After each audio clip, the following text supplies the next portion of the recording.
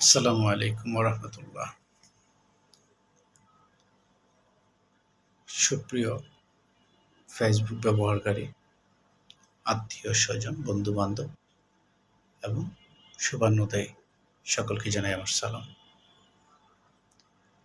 আজকে আমার এই ভিডিওটা করার উদ্দেশ্য হচ্ছে, বিগত কিছুদিন আগে ফেসবুকে আমার 2টা পোস্টের উপর বিভিন্ন বন্ধু বান্ধব মেসেঞ্জারে বিভিন্ন রকমের সমালোচনা করে আমাকে মেসেজ করেছেন। তারা ইঙ্গিত করতে চাচ্ছেন যে আমি কোনো দল বা কোনো ব্যক্তিকে ইঙ্গিত করে কিছু বলছি কিনা।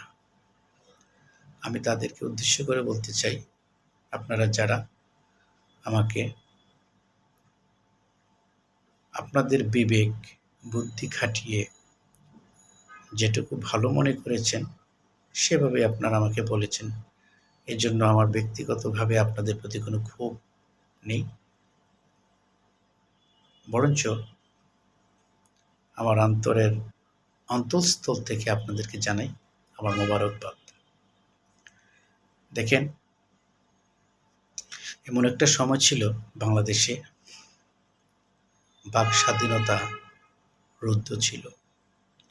আমি আপনারা একটা কথা বলতে ভয় পেয়েছি, ফেসবুকে একটা পোস্ট করতে ভয় পেয়েছি, একটা ভিডিও আপলোড করতে ভয় পেয়েছি, কারোর সমালোচনা করতে ভয় পেয়েছি।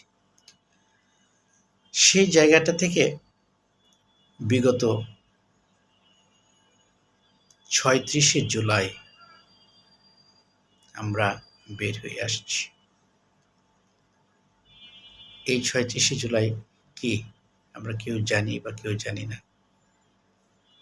আমি প্রথমে বুঝতে পারতাম না যে আসলে ৩৬শে জুলাইটা কি। একটা ছোটবেলায় একটা কবিতা পড়েছিলাম যে ৩০ দিনে হয় মাস সেপ্টেম্বর, সেইরূপ এপ্রিল, জুন আর নভেম্বর। বাংলাদেশের বিগত যে আন্দোলনটা শুরু হয়েছিল সেটা জুলাই মাসে শুরু হয়েছিল।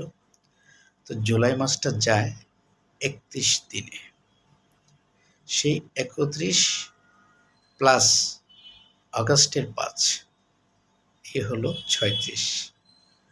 এই জন্যই আমি বা আমরা অনেকেই এটা বলছেন যে ৩৬শে জুলাই, এবং ঢাকা শহরের বা বাংলাদেশের বিভিন্ন দেয়াল লিখন আছে ৩৬শে জুলাই বাংলাদেশে একটি ফ্যাসিস্ট সরকারের পতন হয়েছে।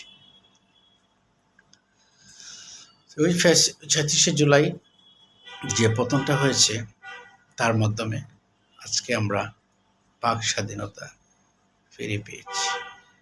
বাক স্বাধীনতা ফিরে পাওয়ার মানে হলো এটাই না যে তখন আমাদের গলায় কেউ চাপ দিয়ে ধরেছিল, তা না, কিন্তু আমাদের ভিতরে একটা ভয় ভীতি কাজ করেছিল যে আমরা এটা ফেসবুকে পোস্ট করব বা আমরা এই ভিডিওটা আপলোড করব, আমাদেরকে কে কি বলবে বা কি ভাববে, আমরা কোনো ডিজিটাল আইনের আওতায় পড়ে যাব কিনা, এই সেই বিভিন্ন বিষয়।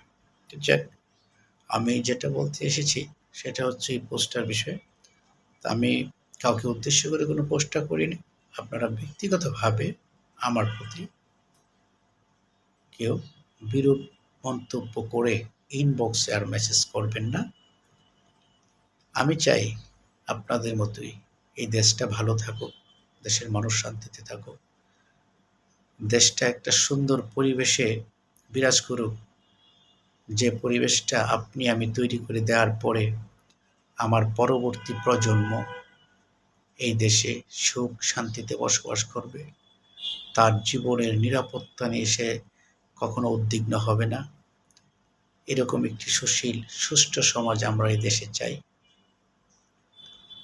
সকলে কাঁধে কাঁধ মিলিয়ে প্রতিহিংসা পরিত্যাগ করে এই দেশটাকে স্বপ্নের বাংলাদেশ, সোনার বাংলাদেশ, আমার বাংলাদেশ হিসেবে গড়ে তুলতে সকলেই ঐকান্তিক প্রচেষ্টা এবং যার যার জায়গা থেকে আন্তরিকতা রেখে কাজ করে যান, ইনশাল্লাহ এই দেশে একদিন শান্তি ফিরে আসবে। যদিও কিছু কিছু অসাধু মানুষের কারণে দেশ আজ এরকম বিপর্যস্ত অবস্থায় আছে, সেই দিন হয়তো থাকবে না। ইনশাল্লাহ খুব তাড়াতাড়ি একটি নতুন সূর্য যেরকম উদিত হয়েছে বাংলাদেশে, সেই সূর্যের আলো আপনার আমার প্রতিটি মানুষের ঘরে যাবে, এই আশায় ব্যক্ত করি। সকলকে ধন্যবাদ। আসসালামু আলাইকুম।